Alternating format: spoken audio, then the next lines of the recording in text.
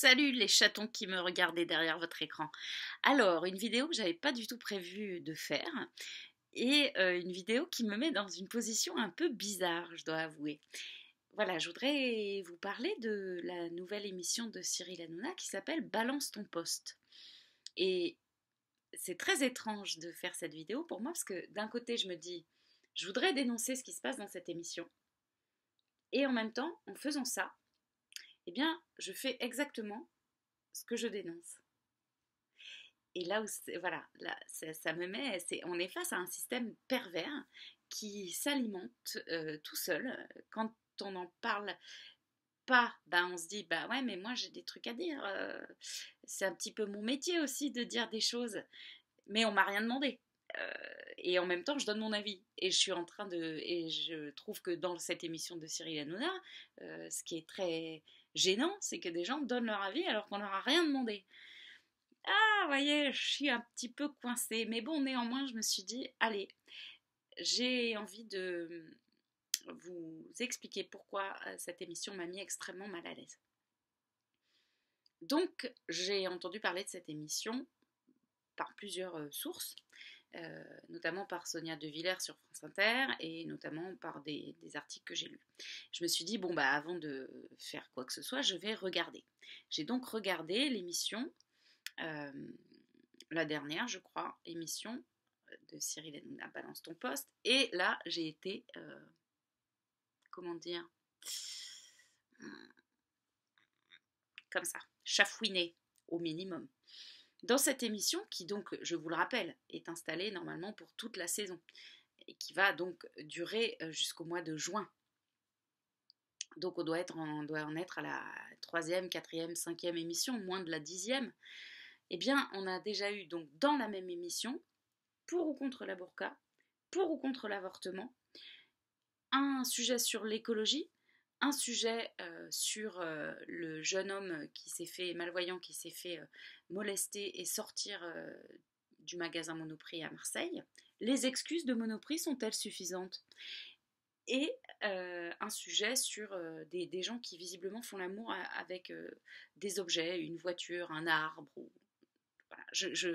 J'avoue que je n'ai pas encore été jusque-là. Ah, je m'en garde un petit peu pour après. Et alors je me suis dit, c'est quand même incroyable. Parce que ça met les gens dans une position qui n'est pas, je trouve, une bonne position. C'est-à-dire, Cyril Hanouna, il a énormément de pouvoir. Il est très regardé, très écouté, surtout chez les jeunes. Et il fait des choses hyper faciles. Parce que oui, Cyril Hanouna, ce que tu fais, c'est facile. C'est-à-dire, tu prends des choses qui font peur et tu demandes une sorte de construction de réflexion à deux balles, puisque on doit répondre par pour ou contre sur un sujet aussi important que l'avortement, par exemple. Et comme tu le sais, Cyril, un grand pouvoir implique de grandes responsabilités, et je trouve que tu ne prends pas tellement tes responsabilités. Bon, je parle de Cyril Hanouna, mais vous, vous comprenez bien qu'il ne regardera jamais cette vidéo. Donc, c'est à vous que j'ai envie de parler et de dire que moi, je suis emmerdée avec cette émission parce que, en fait, par exemple, je trouve que quand je dis c'est trop facile, c'est que ça n'élève pas le débat, je trouve. On met des chroniqueurs autour de la table qui sont des gens qui ont l'air plutôt respectables, hein, on va dire un ancien ministre, Bernard Laporte, Christine Kelly, je crois Christine elle s'appelle, qui était au CSA, qui est journaliste, Agathe Auproux qui était avant sur TPMP et qui vient là, bon je sais pas, il paraît qu'elle est journaliste, peut-être, je la connais pas plus que ça. Évidemment Éric Nolot, hein, bien sûr, plus d'autres gens, bon voilà, qui ont l'air assez respectables, voilà. Et ensuite, pour illustrer le propos, bien, on fait venir des gens sur le plateau. Donc je vais vous parler par exemple de la burqa. Donc là arrive sur le plateau une dame qui est entièrement voilée, dont on ne perçoit que ça, hein, à peine les yeux comme ça. Et on fait également venir dans le public un monsieur qui est apparemment très très riche et qui paye les amendes de ces dames qui se promènent en burqa. Et lui, c'est son truc. Lui, il paye les amendes parce qu'il dit que c'est pour la liberté de la femme. Alors, monsieur qui est très riche et qui voulait faire des choses pour la liberté des femmes, j'ai plein d'autres conseils à vous donner. Si vous ne savez pas trop quoi foutre de votre pognon, moi je peux vous donner plein d'idées pour le dépenser sur des trucs qui aideront beaucoup, beaucoup les femmes. Ça serait super. Voilà, me contacter en MP. Merci, bisous monsieur. Voilà. Donc, on fait venir cette personne qui est entièrement voilée et on dit êtes-vous pour ou contre la burqa? Compte tenu du fait que la burqa est déjà interdite dans l'espace public en France, c'est la loi, c'est comme ça. Ça plaît ou ça plaît pas, mais c'est la loi, c'est comme ça. Donc voilà. Euh, Ma première question, c'est Cyril Hanouna est-il législateur? Euh, veut-il remettre sur l'ouvrage la question de la loi sur la burqa? Donc après, pourquoi faire polémique avec quelque chose qui fait déjà polémique? C'est hyper tendu, la burqa en France, c'est hyper tendu, l'islam en France en ce moment. C'est hyper compliqué. Et donc forcément, si tu nous jettes à la gueule une marmite d'eau chaude, qu'est-ce qu'on fait? Ben, on va s'écarter, puis on va dire, ça va pas, non? Donc ça ne fait pas avancer le débat. Parce que quand on voit une femme qui arrive en burqa, moi, je me dis, putain, vraiment ça me choque, parce que je trouve ça insupportable en fait que des femmes aient envie de se voiler à ce point, de se cacher à ce point, dans un pays où on s'est quand même, où on s'est battu pour les libertés. Voilà, il y a des pays où les femmes, elles se battent pour enlever le voile, et c'est vraiment difficile pour moi de voir cette personne.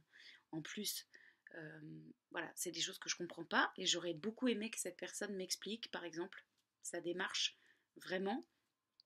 Mais le seul truc qu'elle arrive à dire, cette personne, c'est ma liberté, c'est ma liberté, c'est ma liberté, je fais ce que je veux, c'est ma liberté. C'est pauvre hein, comme explication, c'est pauvre comme débat, en fait.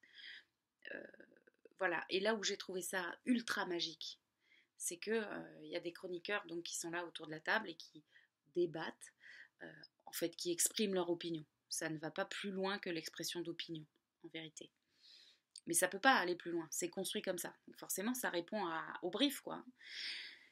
Et là où c'est magique, donc, c'est que les chroniqueurs disent ah bah ouais, mais vous voyez, ils disent au monsieur qui paye les amendes là, ils disent mais ouais, mais vous voyez, vous faites de la polémique en fait, vous êtes là pour faire du buzz, vous êtes là pour faire nanana, et vous faites de la polémique, vous jetez de l'huile sur le feu sur un sujet qui est hyper délicat.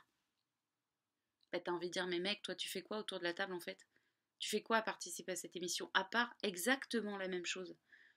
C'est incompréhensible pour moi. Vraiment, ça me choque cette émission, vraiment beaucoup. Et là où ça met une dernière couche sur le gâteau qui était déjà bien bien plein de crème, c'est qu'on demande l'avis du mec qui est devant sa télé. Et donc il y a Momo du 65 qui va envoyer un tweet pour dire oh, bah moi je suis complètement contre hein, parce que vraiment bah, je sais pas quoi. Moi Pignouf du 27 il va dire oui alors moi je suis complètement pour parce que vraiment je sais pas quoi. Et alors vraiment oh, je comprends pas comment on en arrive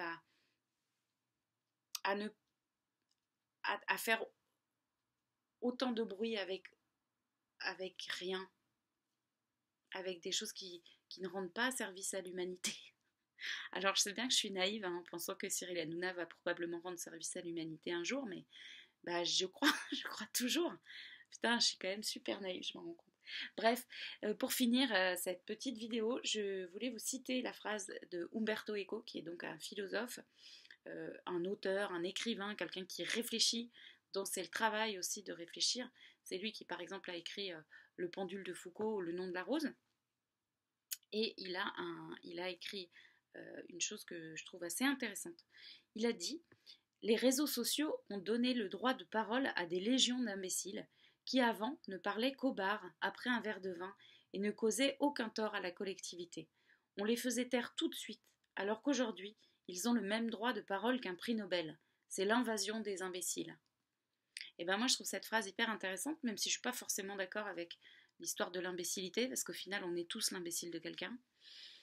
Et je trouve ça hyper intéressant parce qu'en effet, on met sur le même plan et on donne quasiment autant de poids à un prix Nobel qui a donc réfléchi toute sa vie sur un sujet et à Momo du 65 qui va envoyer un pauvre tweet en 280 caractères maximum, hashtag je sais pas quoi, hashtag c'est mon opinion, hashtag bidule.